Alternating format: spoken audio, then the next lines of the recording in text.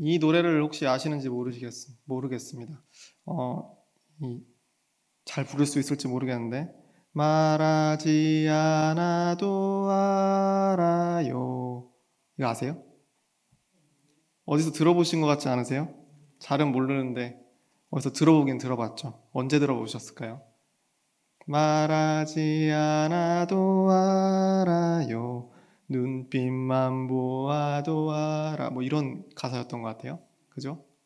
아, 초코파이죠, 초코파이. 저희 어렸을 때 좋아했던 초코파이. 그 초코파이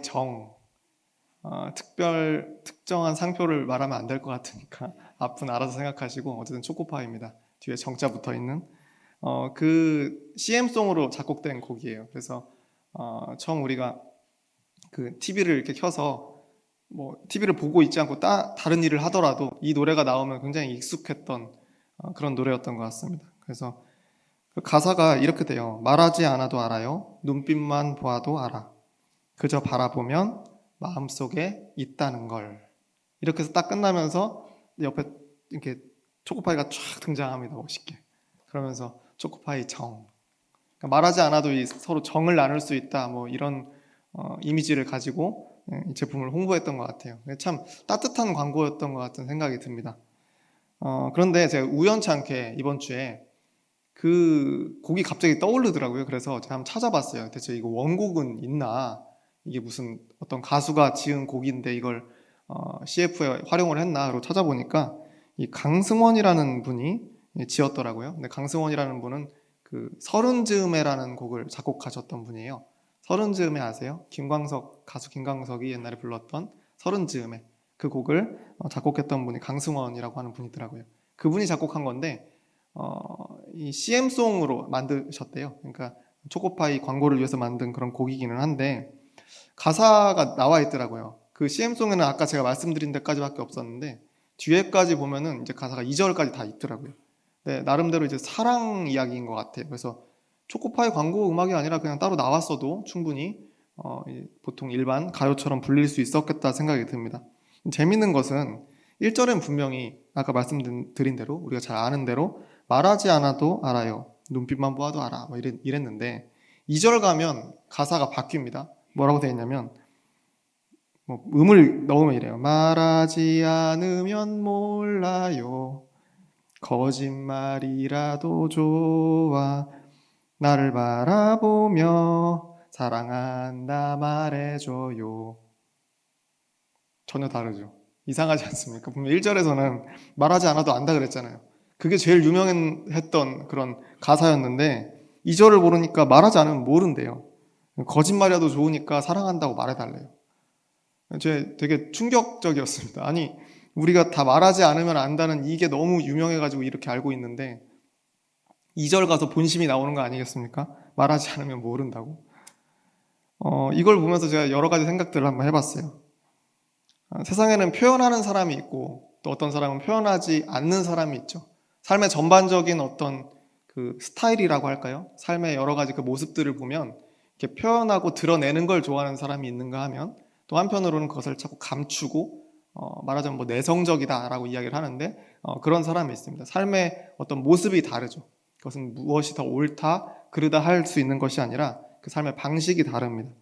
그래서 말하지 않아도 안다는 것은 이제 좀 표현을 안 하는 사람들이 보통 그렇게 이 가사를 더 이제 마음에 좀 새기지 않을까 생각이 들고 말하지 않으면 모른다라고 하는 사람은 이제 표현을 해야만 이제 속이 시원한 분들이 또 이 가사를 더 좋아하지 않을까 생각을 해봅니다. 이거는 이제 그 가요니까 사랑 가사에 대한 이야기이기 때문에 아마 또 그렇게 표현이 됐을 거예요. 누군가는 그 뭐 남자 여자로 나눌 수 있을까요? 사랑에 대한 것은 또 그렇잖아요.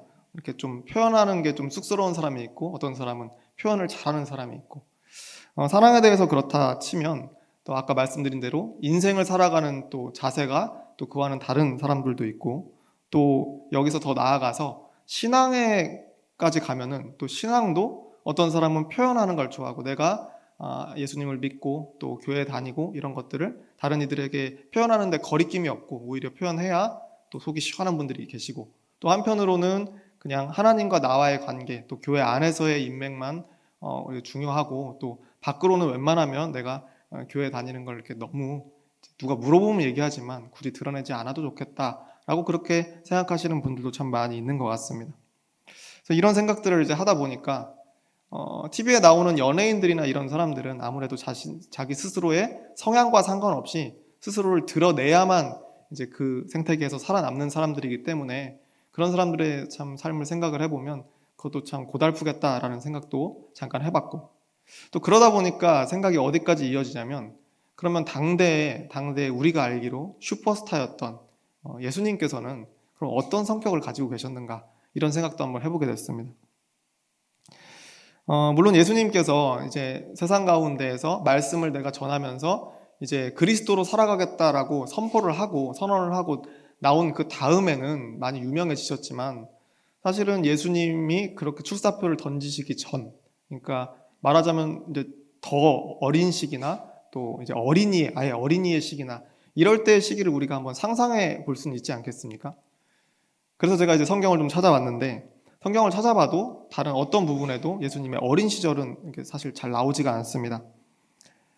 다만 제가 좀 단서를 좀 찾을 만한 부분들이 있었는데, 오늘 본문은 아닌데 마태복음 13장에 보면 이런 부분이 있어요. 마태복음 13장 54절에서 56절에 있는 말씀입니다. 거기 뭐라고 되어 있냐면, 고향으로 돌아가사 그들의 회당에서 가르치시니 그들이 놀라 이르되 이 사람의 이 지혜와 이런 능력이 어디서 났느냐라고 시작합니다. 고향으로 돌아가셨대요. 예수님께서 사역을 하시다가 고향으로 돌아가신 거예요.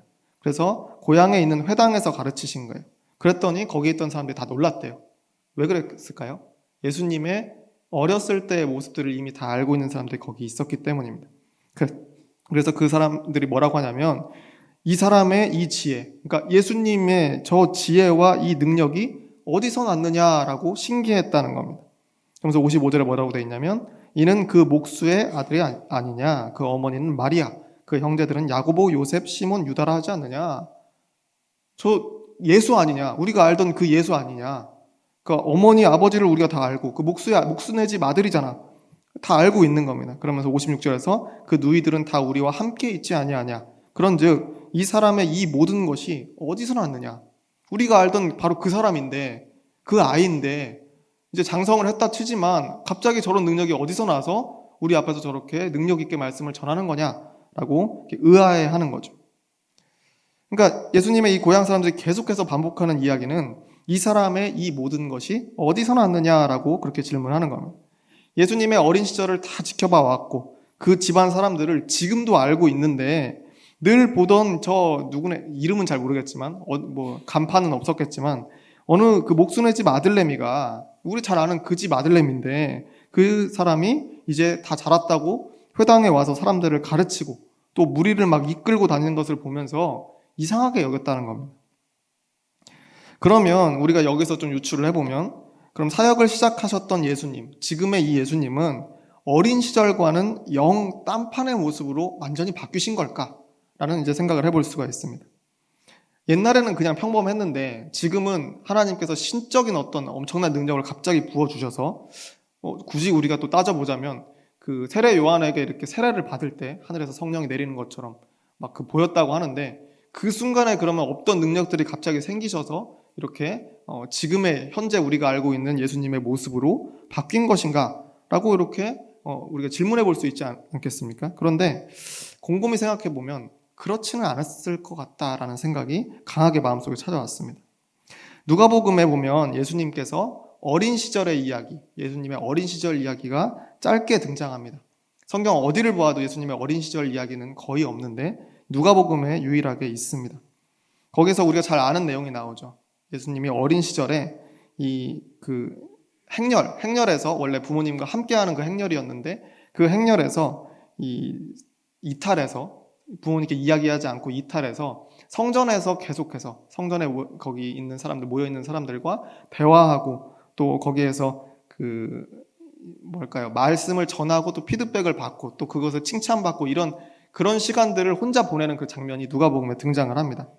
그래서 나중에야 이 부모가 불이 나게 찾으러 오는 그런 장면이 누가복음에 그려지고 있는데, 그런 걸 보면 예수님께서는 어린 시절부터 분명 말씀 해석, 성전에서 이렇게 말씀을 함께 나누고 듣고 또 그것을 다른 사람들한테 이야기하고 이런 데에 대한 어떤 갈망이 있었다라는 것을 우리가 유추를 해볼 수 있을 것 같아요.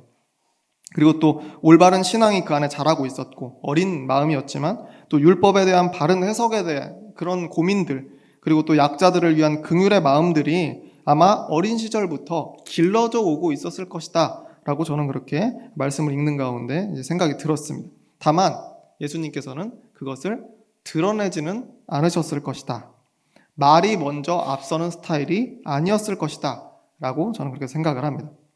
겉을 키우는 것도 중요하지만 겉보다는 내면을 키우는 데 조금 더 중시하는, 그것을 더 중요시 여기는 그런 아이로 예수님께서 자라고 계시지 않았을까, 그런 생각을 해보는 거죠. 그것을 점점 성숙을 시키는 그런 과정들이 예수님께서 자라오는 과정이다 라고 말씀 가운데 그런 깨달음을 얻었습니다.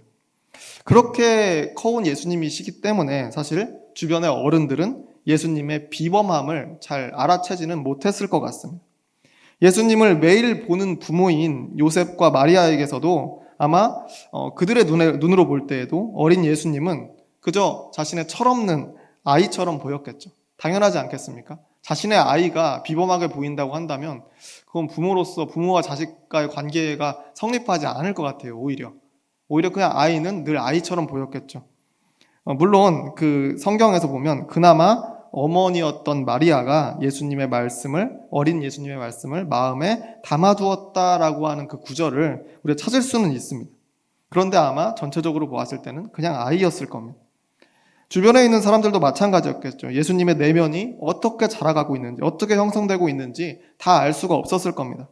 그러니까 아마도 예수님은 자라오면서도 말이 앞서서 내가 어떤 사람이다라고 말하는 성품은 적어도 아니었을 것 같은 생각이 드는 겁니다. 아마 어렸을 때부터 그런 티를 좀 많이 내고 내가 앞으로 어떻게 될 것이다 라고 하는 그 목표가 마음속에 생기는 것, 그 순간순간마다 다 표현을 했다고 한다면 주변에서 이미 알아봤겠죠. 쟤는 어렸을 때부터 그러더니 커서도 저렇게 되는구나 라고 이야기했겠지만 아무도 그런 생각을 하지 못하고 예수님이 다 자라서 장성하셔서 그 땅을 다시 찾았을 때 어떻게 저 사람에게 저런 능력이 있는가라고 놀라워했다는 걸 보면 자라오는 모든 과정 속에서 예수님께서 자기 스스로를 드러내는 그런 타입은 아니었던 것 같습니다. 오늘 읽은 본문에서 나오는 예수님의 모습, 그 모습도 같은 맥락입니다. 우리 12장 15절 말씀, 우리의 본문 말씀인데 15절 말씀에 보면 이렇게 되어 있습니다. 예수께서 아시고 거기를 떠나가시니 많은 사람이 따르는지라 예수께서 그들의 병을 다 고치시고, 이렇게 시작되어 있습니다. 예수님을 따라 많은 사람들이 함께하고 있습니다. 그들의 병을 다 고치셨다고 되어 있어요. 예수님을 따르는 대부분의 사람들이 어떤 사람이었는가 우리가 생각을 해보면 아마 거의 병을 가진 사람들이었을 겁니다. 아픈 사람, 아니면 가난한 사람, 아니면 아프면서 가난한 사람, 이게 아마 예수님을 따르던 사람들의 대부분이었을 겁니다. 소위 잘난 사람이라는 그런 계층의 사람들이 거의 없었던 그 무리에서 예수님은 그들의 마음을 어루만지시고 그들의 상처를 실제로 고치시는 그런 사역들을 하신 거죠. 그렇다고 생각하면 오히려 더 적극적으로 예수님의 사역을 홍보해야 되지 않겠습니까? 그 가운데 유력한 사람들이 많으면 자동적으로 주변 사회에, 지역사회에 막 퍼져나가겠죠. 소문들이. 유력한 사람들이 있으면. 근데 그게 아니고 전부 다 어려운 사람들만 있잖아요. 그럼 그런 사람들이 누구에게 소문을 내겠습니까? 그러면 그럴수록 더욱더 극적인 효과들을 내고 또 주변에 이게 홍보를 많이 하고 그래야 예수님께서도 유명해지시지 않겠어요? 그런데 16절에 보면, 그 다음 절인 16절에 보면 이런 말씀이 있습니다. 자기를 나타내지 말라 경고하셨으니. 누가 고쳐줬는지 이야기하지 말라라고 말씀하신 거나 마찬가지인데, 사실 이미 이 시점에서는 예수님께서 이미 구원자로서, 그리스도로서, 메시아로서 출사표를 던진 상황이었습니다. 이미 출사표를 던졌어요. 그래서 따르는 제자들이 있었고 가는 곳마다 모이는 무리들이 있었습니다. 그러니까 숨긴다고 숨길 수도 없는 그런 상황이었고, 오히려 더 드러내고 유명해져야 자기 스스로도 안전하고 믿고 따르는 그런 제자들도 훨씬 그 힘이 되고 또 이렇게 그 힘이 생겨야 또 계속해서 그 무리가 유지가 되지 않겠습니까? 그러니까 여러모로 볼 때 예수님께서는 스스로를 드러내시고 홍보해야 되는 그런 상황이었습니다. 한 사람이라도 더 믿고 따르게 만들어야 할 이런 상황에 예수님은 오히려 나타내지 말고 드러내지 말라라고 말씀하셨다는 거예요. 구원자가 왔다고, 기다리던 그 그리스도가 이제 왔다고 하루라도 빨리 널리 전파를 해서 더 많은 사람들이 복음의 소식을 듣고 이 구원의 길에 동참을 해야 될 것 같은데 나타내지 말라라고 이렇게 경고하고 계신다는 거예요. 당시에 유대를 지배하던 로마의 황제는 전투에서 승리할 때마다 개선식을 거행했습니다. 아주 작은 승리여도 개선식을 굉장히 이렇게 성대하게 치렀습니다. 옛날에 우리가 봤던 배너라는 영화 있죠. 그 영화 보면은 거기에 웅장한 개선식의 장면이 등장하지 않습니까? 막 마차 막 뛰어가고. 자신을 이제 드러내는 거죠. 자신을 드러내야 하는 겁니다. 작은 성공이라도 실제보다 더 크게 알리고 홍보해서 사람들의 마음속에 누가 로마의 왕인지, 누가 황제인지, 누가 지배자이고 구원자인지를 각인시키는 겁니다. 내가 황제라고, 로마의 지배자라고, 너희의 구원자라고 널리 개선식을 통해서 알리는 겁니다. 그런데 예수님은 반대셨어요. 자기를 오히려 나타내지 말라고 하셨습니다. 구원자로 오신 분인데 자신을 감추고 드러내지 않으셨다는 겁니다. 왜 그러셨을까? 바로 뒤에 이어지는 17절부터 21절까지의 말씀에 그 이유가 설명되어 있습니다. 17절 말씀이 이렇게 시작합니다. 이는 선지자 이사야를 통하여 말씀하신 바라고 이렇게 시작하고요. 그리고 나서 21절 끝부분을 보면 뭐뭐함을 이루려 하심이라 라고 되어 있습니다. 이걸 합치면 선지자 이사야를 통하여 말씀하신 바를 이루려고 하셨다라고 하는 겁니다. 그러니까 선지자 이사야를 통해서 미리 말씀하셨던 그 바를 이루기 위해서 나를 알리지 말라, 나를 드러내지 말라라고 이렇게 하셨다는 겁니다. 본문 18절에서 21절 상반절의 말씀은 구약성서 이사야 42장에 나오는 말씀을 그대로 가져다가 인용한 겁니다. 이사야 42장에는 앞으로 오실 구원자, 메시아, 그리스도가 어떤 분인지 설명되어 있는 유명한 장이기도 합니다. 18절 말씀을 우리 함께 읽어보겠습니다. 18절입니다. 보라, 내가 택한 종, 곧 내 마음에 기뻐하는 바, 내가 사랑하는 자로다. 내가 내 영을 그에게 줄 터이니 그가 심판을 이방에 알게 하리라. 아멘. 그가 심판을 이방에 알게 하리라. 여기서 심판이라고 이렇게 번역되어 있는 그 단어가 있는데 그 심판이라고 하는 번역이 썩 매끄럽지는 않은 것 같아요. 새 번역하고 공동 번역 개정판 이 한글 성경을 보면 이 단어를 각각 공의 그리고 또 정의라고 이렇게 번역을 해놨습니다. 저도 이게 더 나은 번역이라고 생각을 합니다. 그러니까 그가 정의를 이방에 알리리라. 그가 공의를 이방에 알게 하리라. 그리스도는 온 세상의 정의가 무엇인지, 공의가 무엇인지 알게 할 사람이라고 이렇게 여기서 선포가 되어 있는 겁니다. 진짜 정의가, 진짜 공의가 무엇인지 알릴 사람이래요. 알리는 사람. 그런데 이어지는 19절에 이런 내용이 나옵니다. 함께 19절 말씀 읽어보겠습니다.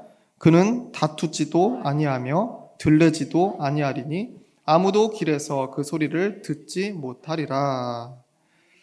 다투지도 않을 것이고 들레지도 아니하리니. 들레다는 거는 이제 큰 소리로 외치는 그런 표현이죠. 큰 소리로 외치지도 아니할 것이기 때문에 아무도 길에서 그 소리를 듣지 못할 것이다. 방금 전에 알릴 사람이라면서요. 정의가 어떤 진짜 정의가 무엇인지를 세상에 알릴 사람이라고 했는데 다투지도 않고 들레지도 아니해서 아무도 길에서 그 소리를 듣지 못할 거래요. 그럼 이거 어떻게 알리겠다는 말씀일까요? 이 선지자였던 이사야가 이 예언을, 지금 이 말씀을 가지고 예언을 했는데 그 예언을 하던 시절은 로마 통치 시기가 아니기는 했어요. 그렇지만 그때에도 전쟁에서 포로로 잡힌 민족을 구원하고 해방시키는 구원자는 큰 환영을 받으면서 성대하게 등장하는 것이 당연했습니다. 아니, 유대 지역만 그런 게 아니라 민족과 시대를 막론하고 민족의 구원자라고 하는 그 인물이 조용히 등장하는 경우가 어디 있겠습니까? 그런데 조용한 정도가 아니라 아무도 길에서 그 소리를 듣지 못할 정도다라고 그렇게 묘사하고 있는 겁니다. 바로 이 예언이 그대로 실현된 게 바로 예수님이라는 겁니다. 그래서 예수님은 놀라운 능력으로 병자들을 고치시기도 하고 망가진 인생들을 새롭게 살려서 구원을 하시면서도 자신의 이야기는 하지 말라라고 말씀을 하셨다는 거죠.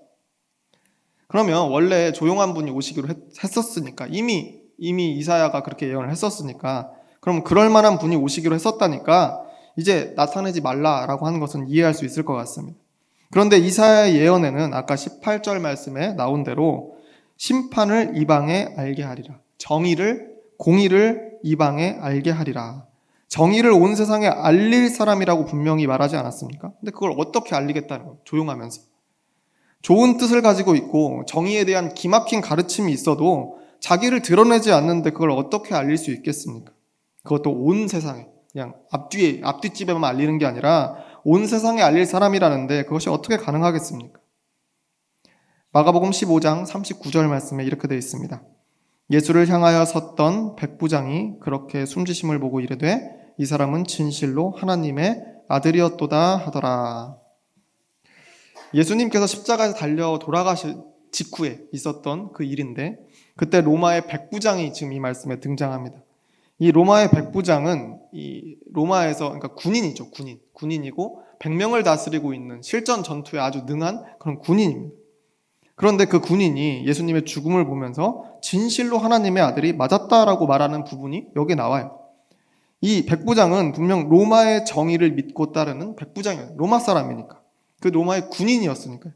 그런데 이 순간에 와서 진짜 정의가 무엇인지 깨닫게 됐습니다. 예수님을 보면서. 예수님이 십자가에 달려 돌아가시는 걸 보면서. 힘으로 다른 이들을 누르고 억압하고 죽이고 빼앗으면서 얻은 승리를 가지고 개선식을 하고 뽐내고 만천하에 드러내던 자신의 황제가 아니라 지금 눈앞에서 말 한마디 안 하시고 조용히 사그라져 가던 저 십자가에 달려있는 예수가 진짜 구원자이고 그가 바로 진짜 정의였음을 이 백부장이 거기서 깨닫게 되었다는 겁니다. 예수님께서 내가 구원자라고, 너 백부장은 헛된 거 믿지 말고 나를 좀 믿으라고, 너 지금 잘못 가고 있어, 나를 믿어야 돼 라고 한마디도 말씀하신 적이 없습니다. 근데 그저 백부장이 예수님을 보고 깨달은 겁니다. 예수님이 이야기하시지 않았는데 백부장이 보고 깨달았어요.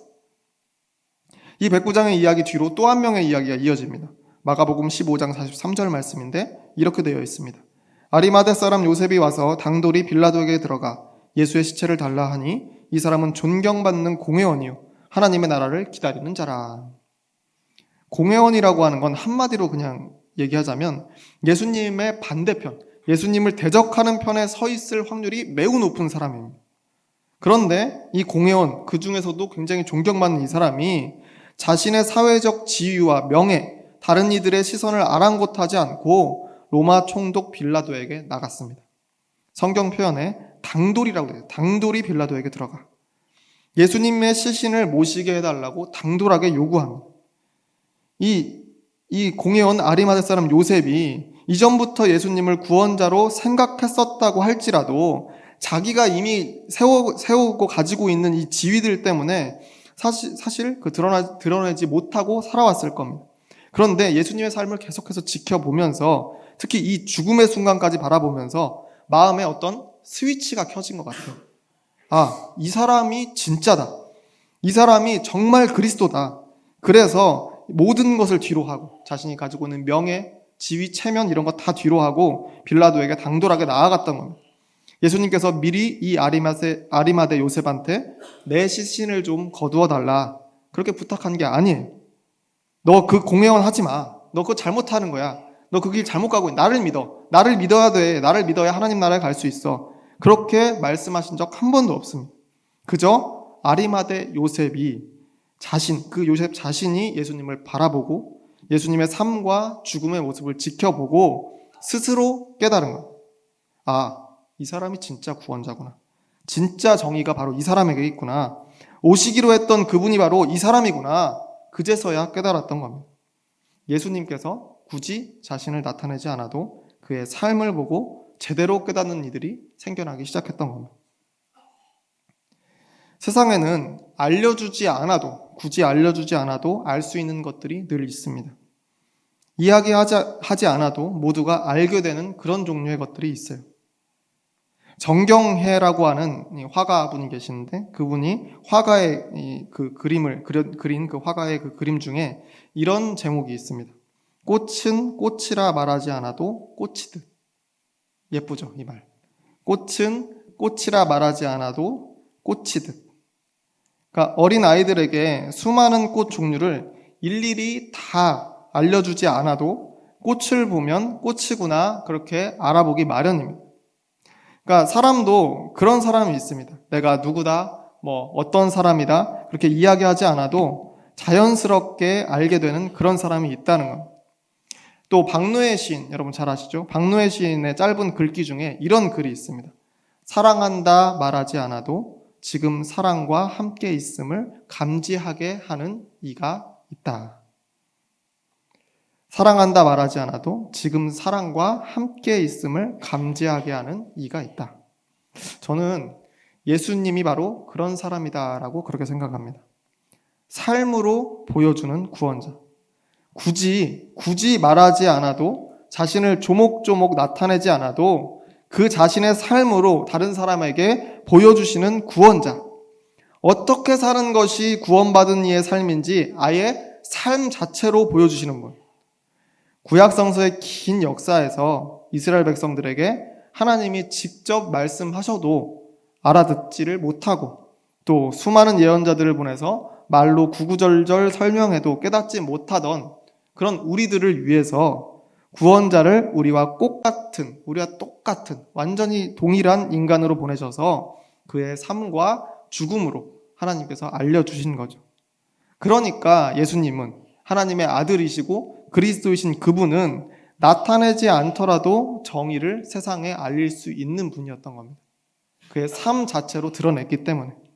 세상이 그의 삶을 보고 스스로 깨닫고 자신의 삶을 돌이켜서 구원자의 삶을 따라 살 수 있도록 하나님께서 만들어 주셨다는 겁니다. 오늘 본문 20절 말씀에 이렇게 되어 있습니다. 상한 갈대를 꺾지 아니하며 꺼져가는 심지를 끄지 아니하기를 심판하여 이길 때까지 하리니. 상한 갈대를 꺾지 아니하며 꺼져가는 심지를 끄지 아니하기를 심판하여 이길 때까지 한다. 여기 심판이라는 단어도 정의로 바꾸어 읽으면 좋을 것 같아요. 구원자라고 하는 건, 진짜 그리스도라고 하는 건 상한 갈대를 꺾지 않을 것이고 꺼져가는 심지를 끄지 않는 삶을 살아갈 것인데, 그런 삶을 정의가 승리할 때까지 계속한다는 말씀입니다. 그게 그리스도래요. 상한 갈대는 빨리 꺾어버려야죠. 어차피 꺼질 심지면 빨리 꺼야죠. 그래서 승리를 위해서 튼튼한 새 막대기랑 새 심지를 준비해서 불을 활활 타오르게 해야죠. 근데 그렇게 준비하는 것이 아니라 누가 봐도 이미 가망이 없고 고쳐주고 잘해줘봐야 뭐 하나 얻을 것 없는 그런 소외된 사람들, 꺼져가는 심지처럼 미래가 없는 사람들을 조건 없이 친구 삼아서 고치고 섬기기를 계속 반복하는 삶, 그런 삶을 살아가는 것이 진짜 그리스도이고 진짜 구원자의 삶이다 라고 그렇게 증거하고 있는 겁니다. 이런 삶이라고 하는 건 나를 나타내려고 하면 도저히 그렇게 할 수 없는 그런 삶입니다. 수지타산이 맞지 않는 일이기 때문에 그렇습니다. 고생은 고생대로 하고도 오히려 손해만 보는 일이 바로 그런 일입니다. 그런데 그들에게마저도 자신을 나타내지 말라고 하신 게 예수님이시죠. 어차피 그들에게 알려진다고 하더라도 별게 없는데 그마저도 알리지 말라고 하신 분이 예수님이라는 겁니다. 이렇게 자신을 나타내지 않고 묵묵하게 하나님의 뜻을 끝없이 펼쳐가셨던 분, 이게 바로 예수님이 말뿐인 구원자가 아니라 진짜 구원자, 진짜 메시아, 진짜 그리스도인 이유, 그 이유가 바로 여기에 있는 것이 아닐까, 저는 그렇게 생각을 합니다. 거기에 오늘 마지막 21절 말씀 상반절에 이런 표현이 덧붙여져 있습니다. 또한 이방들이 그의 이름을 바라리라. 세 번역으로 읽으면 이렇게 됩니다. 이방 사람들이 그 이름에 희망을 걸 것이다. 이방 사람들이 그 이름에 희망을 걸 것이다. 그런 분이기 때문에 예수님은 나타내지 않으면서 계속해서 삶으로 구원의 모범을 보여주신 그런 분이시기 때문에 세상 모두가 그런 구원자에게 희망을 걸 것이라는 그런 말씀입니다. 다투지도 아니하며 들레지도 아니하니 아무도 길에서 그 소리를 듣지 못하리라. 자신을 나타내지 말라고 그렇게 당부하시고 그저 삶으로 모범을 보이셨던 예수님, 말보다 삶으로 보이신 예수님의 교훈을 우리는 기억해야 됩니다. 분명 오늘 말씀에 그런 이에게 세상이 희망을 걸 것이다 라고 이렇게 되어 있는 이 부분도 우리는 잊지 말아야 됩니다. 왜 세상이 교인을, 또 교회를, 또 이 목사를, 하나님을 기대하지 않습니까? 요즘 세상은 그런 세상이라고 말씀하시지 않습니까? 다들? 왜 세상뿐 아니라 교회에도 희망이 없다라고 그런 이야기들이 계속 돕니까? 나 목사요, 나 장로요, 나 권사요, 나 집사요, 나 성도요, 나 교인이요 말부터 앞세우고 그 말에 책임을 못 져서 하나님의 영광을 가리는 일들이 세상에 얼마나 많이 있습니까? 드러내고 나타내는 것만 좋아하고 삶이 그와 같지 않은 것을 보면서 세상이 더 이상 우리에게 희망을 걸지 않는 것 아니겠습니까? 당신 안 믿으면 지옥 가. 죽으면 이대로 죽으면 지옥 간다니까? 천국 가고 싶으면 예수 믿어. 일단 교회 나와. 나 봐봐. 난 이미 구원 받았어. 구원 열차 올라탔어. 우리 이런 이야기들 많이 했었습니다. 저도 처음 전도사 사역을 할 때 이런 설교 아이들에게 참 많이 했습니다. 왜냐하면 드러내기가 좋으니까요. 나타내기가 좋으니까요. 가르치기가 편하거든요. 근데 이 감당하지도 못할 이 엄청난 이야기를 툭 던져놓고 책임지지 않아서 상처받고 떠난 영혼들이 지금 세상에 얼마나 많이 있냐는 겁니다.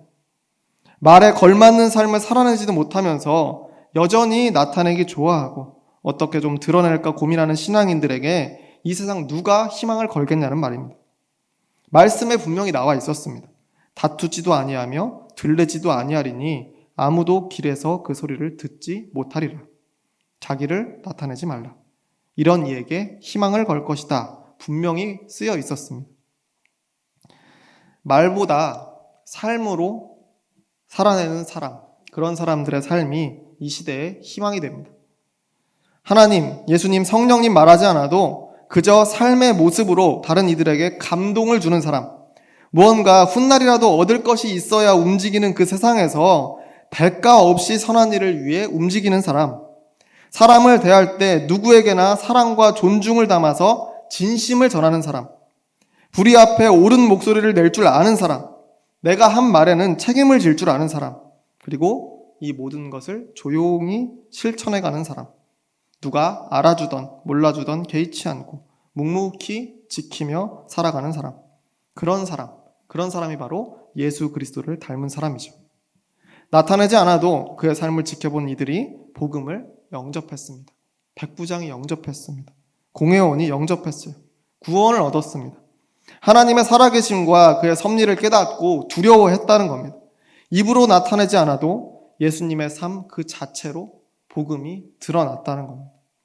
그래서 세상은 그런 삶을 살아가는 이에게 희망을 걸게 되었고 그것은 지금도 마찬가지다라는 그런 말씀입니다. 시대가 아무리 변해도 2000년 이상이 지났지만 시대가 아무리 변해도 신앙인의 모범, 그 모범은 오직 예수 그리스도입니다. 나타내지 않았던 그의 삶을 곱씹어 보시면서 우리가 진정 이 시대에 갖추어야 할 신앙인으로서의 모습이 어떠한지 한번 진지하게 고민해 보셨으면 좋겠습니다. 이 말씀이 오늘 우리의 귀에 그리고 마음에 응하는 역사가 있기를 간절히 소망합니다. 기도하겠습니다.